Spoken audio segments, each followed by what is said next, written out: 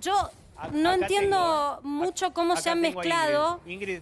Digamos, estás? también lo había visto a Marcelo. Beliboni. No sé bien qué tienen que ver los partidos políticos o las organizaciones sociales en el reclamo. No, te cuento. Pero ahí nos ayuda Marce. Marce, ¿me escuchás ahí? Te cuento lo de Beliboni, porque mirá, estábamos justo enfrente del Ministerio de Desarrollo Social. Cuando pasó esto, Beliboni justo salía de la reunión con Zabaleta, y de ahí que lo vemos a Beliboni en todas las notas, digamos.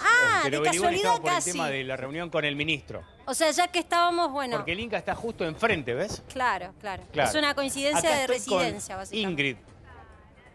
Mira, Ingrid Urrutia, ¿no? Es tu apellido y vos sos delegada. Delegada general de ATE en el Inca. Delegada general de ATE en el Inca. Marce, si querés, nos cuenta Ingrid cuál es la problemática que está pasando en estos momentos y la promesa que les hizo Tristan Bauer, que es el ministro de Cultura, que está adentro, hablando teóricamente con Luis Puenzo, que es el... Ya se retiró. Ah, ya se retiró. Bueno, ¿querés hablar con ella? Dale, ¿Le pongo los dale, Marce, auriculares por favor. o no Gracias. sé?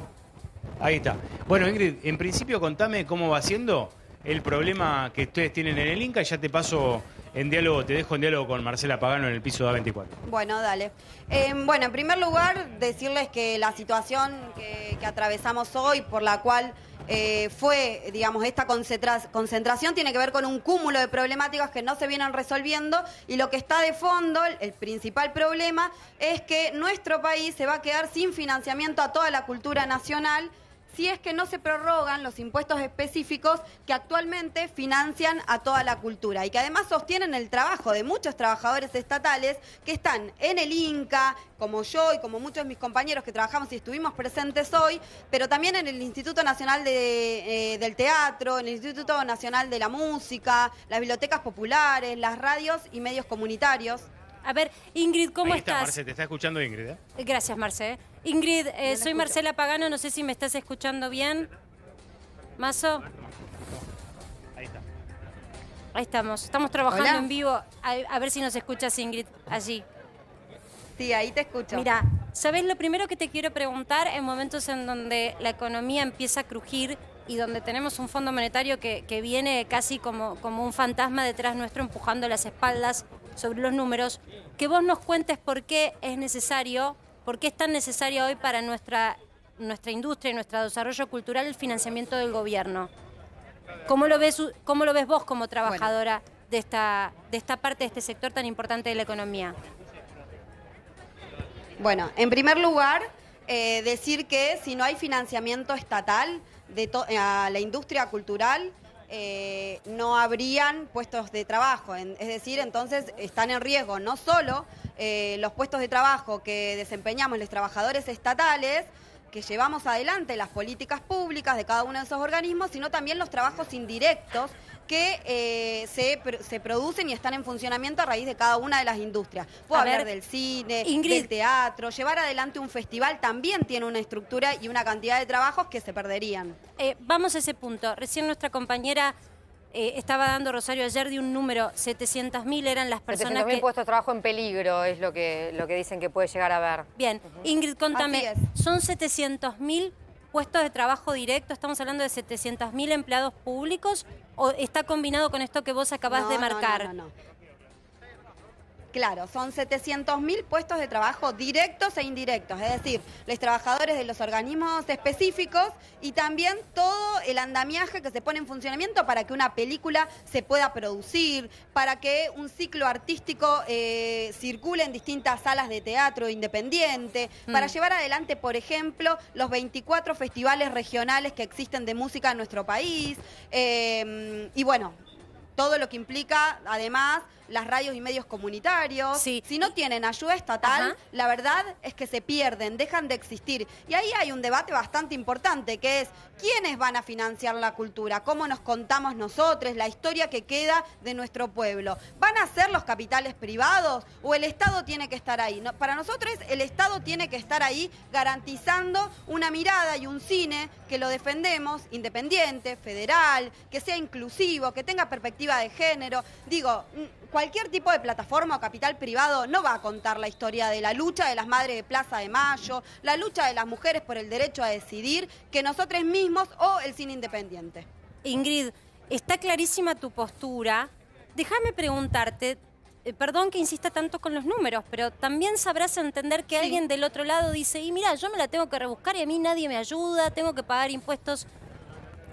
Ustedes cuando escuchan esa posición en una economía que está en llamas, estamos hablando de una situación económicamente crítica, ¿qué le respondés a ese trabajador que dice, a mí nadie me ayuda y yo tengo que salir adelante solo sin la ayuda estatal?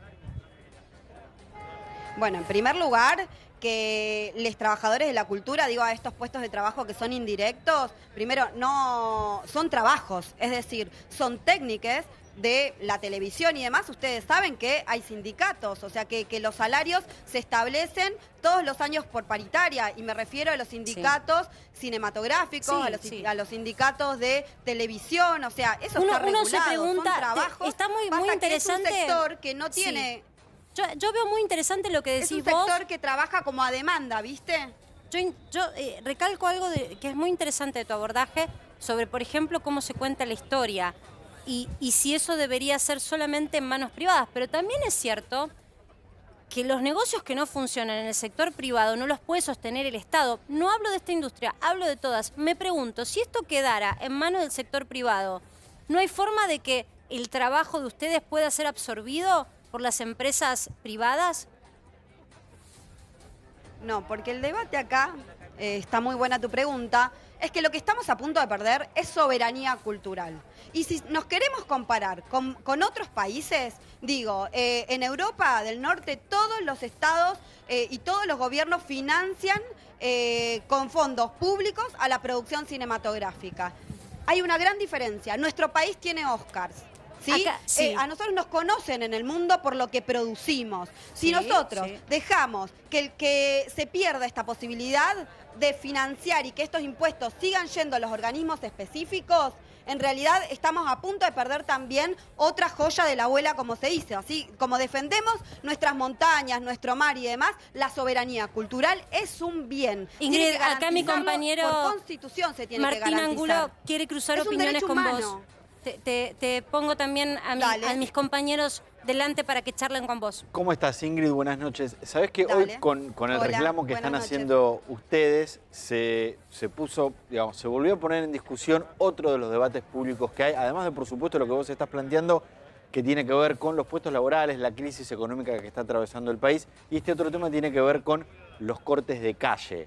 Hoy ustedes hicieron una manifestación frente al Inca cortando una calle. Te pregunto si este corte de calle... La verdad me viene bárbaro tu pregunta. Yo te quería ¿Sabes por qué? Sí, pero te la hago y me decís. Te quería preguntar si llegan a este corte de calle después de otras instancias previas en las que no tuvieron respuesta, y si ustedes coordinaron en un primer momento con la policía de la Ciudad de Buenos Aires dejar un carril libre para que el tránsito pueda circular.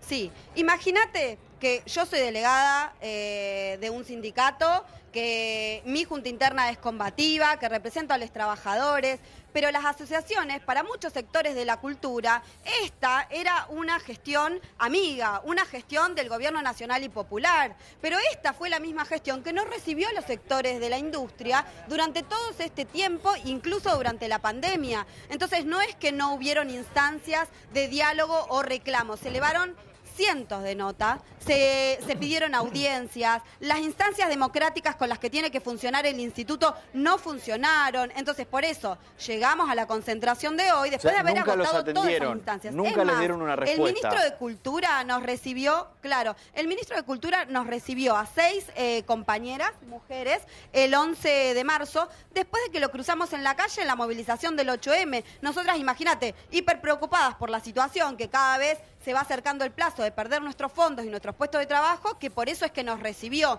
Entonces, la verdad es que cuando quieren contraponer quiénes cortan la ruta, si la demanda es justa, no, yo a toda esa gente le digo que está demostrado en nuestro país que si no cortamos, si no nos concentramos, acá no se resuelve nada. Y esto fue un triunfo, porque nos concentramos acá de manera pacífica, y la verdad es que nos vamos, no solo con una escucha, sino con el compromiso de que el gobierno nacional va a tomar cartas en el asunto y van a haber cambios. Porque eso fue una de las cosas que también nos manifestó el ministro en la reunión. Tuyos manifestantes que fueron demorados, o por lo menos eso vimos con nuestra imagen, que nuestro móvil estuvo allí haciendo cobertura. Digamos, el saldo es favorable, pero... estudiantes...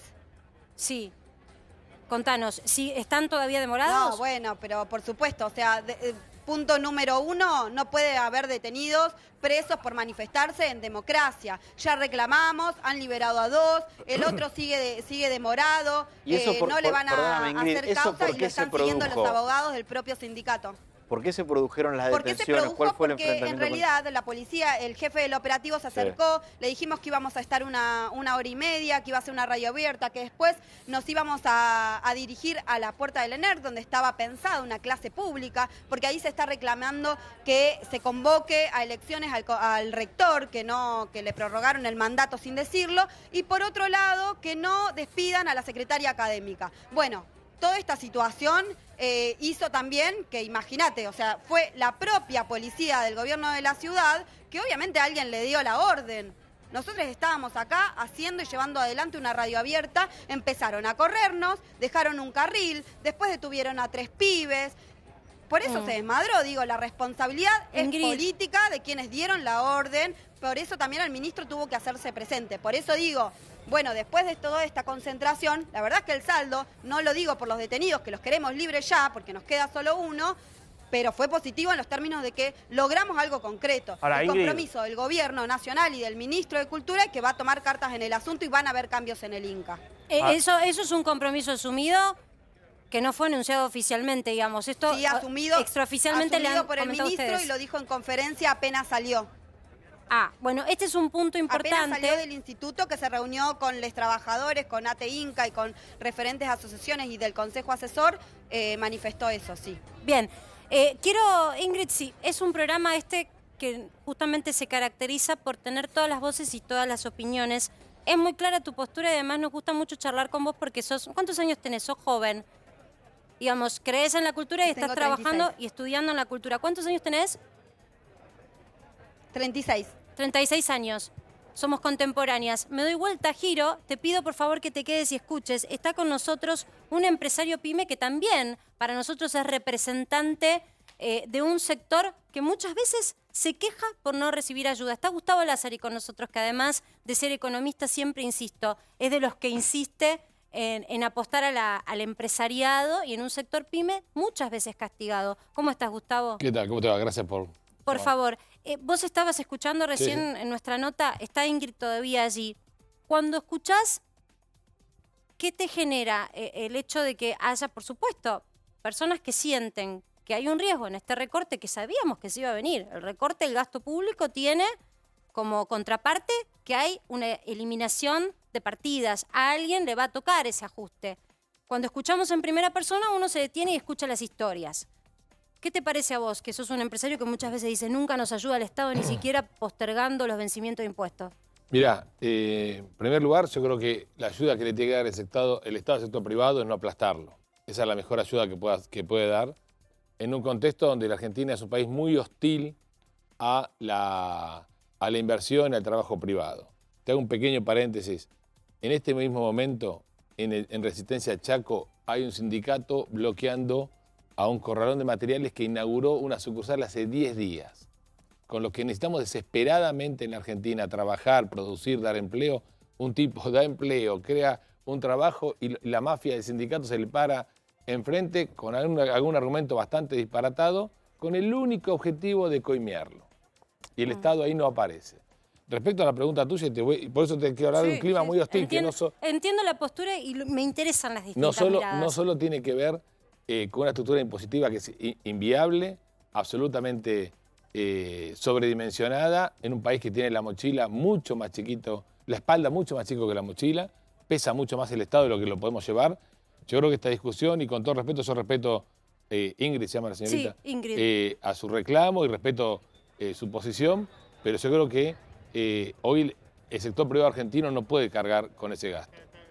Más allá de lo del fondo. Yo creo que el sector, disiento cuando dice que el sector privado no va a financiar eso, el sector privado puede financiar toda la cultura existente y mucho más si nos sacan las mochilas y podemos trabajar. Ahora, si no nos dejan laburar, no va a haber ni para pagar los impuestos, ni para financiar la cultura, ni para financiar nosotros mismos. Esto es así de simple. La Argentina tiene una enorme tradición de financiamiento privado de la cultura, enorme, y yo creo que lo puede volver a hacer. Ahora, ¿de qué depende? De que no nos revienten a impuestos. Lo que le pasa a la señorita de que me parece que yo disiento, creo que el Estado no debería tener esas funciones. Vos pensás que la industria de alimentos tiene 500.000 personas empleados en forma directa. Recordamos que Gustavo es empresario pyme de una de las industrias que está puesta bajo la lupa, ¿eh? Es la industria de alimentos, por eso hace referencia, pero como empresario pyme sabes perfectamente y has pasado por distintos rubros, además de ser economista, que la cosa está complicada y que por algún lado va a caer el ajuste. El tema es que, claro, nadie hoy está en condiciones también de absorber dentro del sector privado a ese empleado público. No se puede reemplazar hoy, no logran ese empalme. No, lógico, no, por supuesto. Y vos fíjate que si un tipo abre un corralón y a los 10 días lo tiene a Moyano, que tiene ya una sentencia en contra en San Pedro, y el tipo a los 10 días no le importa nada y hace el mismo delito que hicieron en San Pedro, con una impunidad absoluta, así crear empleo es cada vez más difícil. Yo creo que el sector privado tiene que crear empleo. La gente necesita 400.000 empresas más, para eso hay que bajar los impuestos, hay que desregular. Y hay que darle, porque yo entiendo el reclamo y entiendo la angustia, porque cuando no tenés soluciones, la calle se pone tensa. Entonces, este gobierno no está dando, está atendiendo un ajuste sin decir, muchachos, la salida es por este lado. Claro, no, la calle obviamente se te va a poner tensa. Ahora nos decía Ingrid que los recibieron y que les dieron una directriz, lo que no significa que en 3 meses cuando venga el Fondo Monetario no se vuelvan a revisar esas partidas. Ingrid, ¿escuchaste la mirada que quede claro, de Gustavo? ¿no? Sí. Yo quiero que quede claro que nosotros no estamos diciendo que el sector privado no tiene que producir cultura. Lo que estamos diciendo es más, bienvenido porque se crean puestos de trabajo. También, ojo, la alerta, porque la situación que estamos atravesando también hace que puede ser un veranito económico para varios sectores técnicos de nuestro país que se dedican a la publicidad, que se dedican digamos, a la edición, al sonido y demás, pero que es pan para hoy, pero hambre para mañana. Lo menciono por las condiciones de trabajo que se vienen deteriorando y no podemos negarlas, y también a nivel salarial, porque lo único que pierde, que me disculpe, yo la verdad no puedo acercar posiciones con un empresario, porque soy delegada general, yo defiendo trabajadores, entonces en esa, yo la verdad no puedo acercar posiciones ahí al respecto. Lo que sí puedo decir te hago una es pregunta, que los sectores Ingrid. privados está bien que hagan, que generen trabajo, pero ojo con las condiciones y que ahora estamos hablando de la cultura, ¿sí? Que Sin duda que esto va a ir sector por sector. sector. Primero que es un derecho constitucional. Déjame hacerte una pregunta. Vamos de nuevo al núcleo de la tensión. ¿No se puede hacer protestas sin obstaculizar, ya sea o el normal tránsito o el normal funcionamiento de una empresa? Ya que justo mencionás que además de tu aporte a la cultura como trabajadora sos delegada gremial. Protesta. La verdad es que estaría ideal no hacer ningún tipo de protesta. Imagínate que a nadie nos gusta estar acá cortando, pasando frío a los trabajadores que estuvieron 2 días para que los reciba el ministro Zabaleta. No, a nadie nos gusta protestar, no nos gusta levantarnos a las 5 de la mañana o sea, lo hacemos por una cuestión básica. En primer lugar, la solidaridad. En defensa propia, porque yo estoy acá en defensa propia y de los puestos de trabajo que están en riesgo, pero además porque hay funcionarios que no escuchan. O sea, si nosotros ante cada situación tuviéramos las puertas abiertas, hubieran diálogo y además se avanzara en resolver los problemas concretos, la verdad es que no haríamos ningún corte. Pero bueno, no hay soluciones inmediatas y el derecho a la protesta además es un derecho constitucional. O sea, yo tengo el derecho a protestar y que sea visible. Y es tan importante esto que la verdad es que vamos a seguir haciendo acciones. Todos los sectores audiovisuales que nos organizamos en Unides por la Cultura, nos preparamos para un año de muchas acciones. Incluso frente al Congreso vamos a hacer una gran concentración que tenga carácter de festival para visibilizar esto, porque nos atañe no solo a los trabajadores, sino también a todos los estudiantes que se están formando en las casas de estudio, audiovisuales, teatro y demás, que no van a tener trabajo. Ahora, Ingrid, me quedo con 2 cosas que vos dijiste. Por un lado decís, bueno, no nos queda otra que protestar, tenemos el derecho a hacerlo, cortar la calle. Es discutible que una cosa es el derecho a la protesta, otra cosa es cortar la calle, pero dejo al margen eso. Dijiste vos algo antes, que es cuando Lázari te hace una pregunta, dijiste, bueno, yo no puedo acercar posiciones con un empresario. Lo cual, te pregunto, ¿cómo es que si sos delegada sindical no puedes acercar posiciones con un empresario? Entiendo que va a haber un conflicto de intereses, lo entiendo. pero no estás ni siquiera dispuesta a llegar a un punto intermedio. Trabajadores, te Está bien, imaginarás pero hasta incluso yo te digo, ¿quién es la patronal en mi sector de trabajo? El gobierno, los ministros, y yo tengo que defender que la verdad que trabajar 8 horas por día de lunes a viernes por lo menos tengamos un salario que nos permita vivir dignamente. Eso es lo que estamos reclamando en todos los sectores, no solo del Estado. ¿Cuánto es más o menos el sueldo promedio? Ustedes también, como periodistas y demás, imagino que nos pega a todos, no solo la inflación, sino también el ajuste. En la cultura, sector que estamos empezando a conocer un poco, por suerte cada vez más, digo, ¿cuál es el sueldo promedio? Porque estamos mirando sector por sector y la verdad que los sueldos están bajos. Cuando vos mirás la canasta de pobreza está bajo, promedio. ¿De cuánto estamos hablando? El sueldo promedio. Y es difícil establecer, primero está regulado, por los sindicatos, como SICA, como SATSAI, dependiendo la rama, o sea, eso está en todas las páginas de los sindicatos, lo pueden identificar, pero además lo que... Pero más o menos de la gente que vos defendés, de tus trabajadores. Nosotros somos trabajadores estatales, mira, dentro de... Hoy el salario promedio dentro del Estado es en la línea de pobreza. O sea, de eso estamos hablando. Y cuando uno empieza a trabajar, es el propio Estado el que nos precariza, porque trabajamos como monotributistas. Eso implica que no tenemos vacaciones, no tenemos aguinaldo y un montón de otros derechos. ¿Vos estás en esa situación? ¿Vos no tenés aguinaldo? ¿No? ¿Estás subcontratada? Yo estoy precarizada, no. Yo estoy precarizada, estoy contratada. Soy planta transitoria dentro del organismo, no estoy en planta permanente. El organismo solo tiene el 38% de trabajadores en planta permanente, así que imagínate solo el 38% que todavía falta mucho para que... de los trabajadores del Inca son empleados que tienen un trabajo firme. Todos los demás son por contratos... Que tienen garantizado, como dice la ley de empleo público, la estabilidad. Todo el resto no lo tenemos. Bien, y insisto en esto para saber... ¿De qué sueldos hablamos cuando hablamos, por ejemplo, de tu situación? No me digas el número exacto, pero más o menos. ¿Mi situación? Sí. Yo además soy profesional, entonces mi sueldo es de 90.000. Pero vos estás cumpliendo el horario... Tenemos convenio propio, porque nosotros además... Vos cobras 90.000 pesos por tu trabajo en el Inca, que lo haces aunque no estés en ese 38% fijo, sino con un trabajo inestable o precario, como nos están mencionando, lo cumplís un horario, digamos. Sí, nuestra jornada laboral por convenio es de 7 horas y media, sí. Bien. Bueno, y vos tenés un plus, decías. Somos trabajadores audiovisuales, esto lo quiero aclarar porque no es lo mismo que en cualquier organismo del Estado, ¿sí? O sea, acá se pone en funcionamiento un canal de televisión como Cinear, una plataforma, se pone en funcionamiento un cine que además tiene jornada desde la tarde hasta la noche. Digo, no es cualquier cosa el Instituto Nacional de Cine. No, estamos hablando de un organismo muy importante. Pero con vos estamos empezando a conocer el detrás del reclamo. Y además tiene trabajo calificado. Bien, entonces... Vos decís, por supuesto, como todos los trabajadores, hay que mejorar los sueldos, pero en tu reclamo particular está el tema de la inestabilidad laboral. Vos decís, yo cobro 90.000 pesos. No, nuestro reclamo particular acá en el organismo tiene que ver con las condiciones de trabajo. Por ejemplo, en el canal Cinear, quienes llevan adelante todas las ediciones para que el canal funcione, no tienen islas de edición.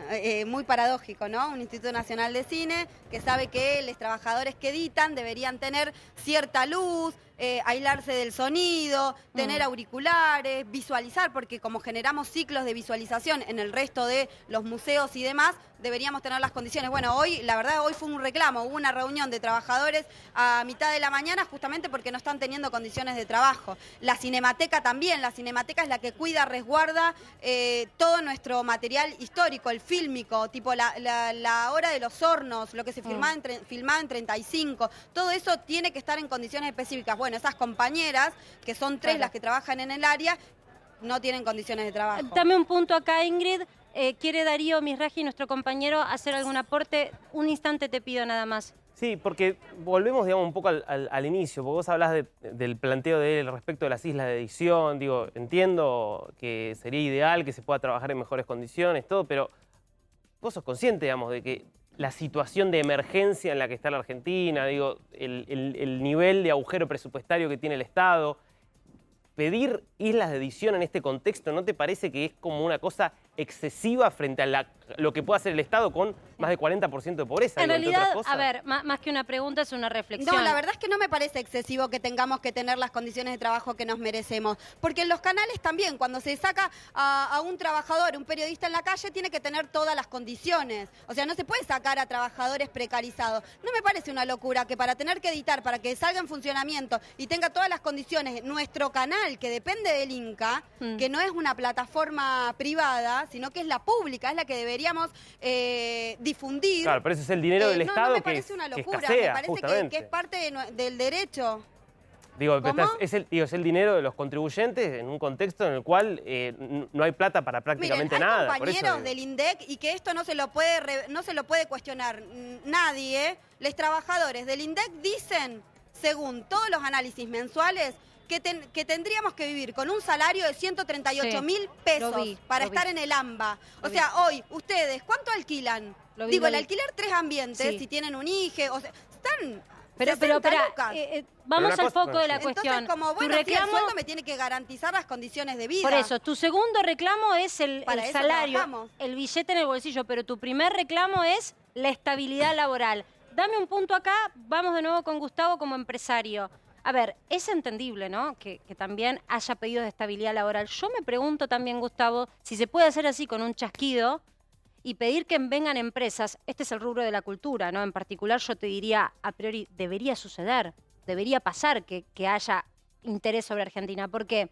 Porque el costo que tiene hoy Argentina de financiar proyectos cuando vos venís con dólares, con un tipo de cambio tan alto, tan desfasado, es mucho más beneficioso que si vas con esos mismos dólares, lo que te rinde hacer este tipo de inversiones, digo porque son productos que tienen un plazo en el tiempo, se graban X determinada cantidad de tiempo, una película, una serie, lo que sea, lo podés proyectar más fácil. Rinde más venir con dólares a Argentina que ir, por ejemplo, a Chile o a Paraguay.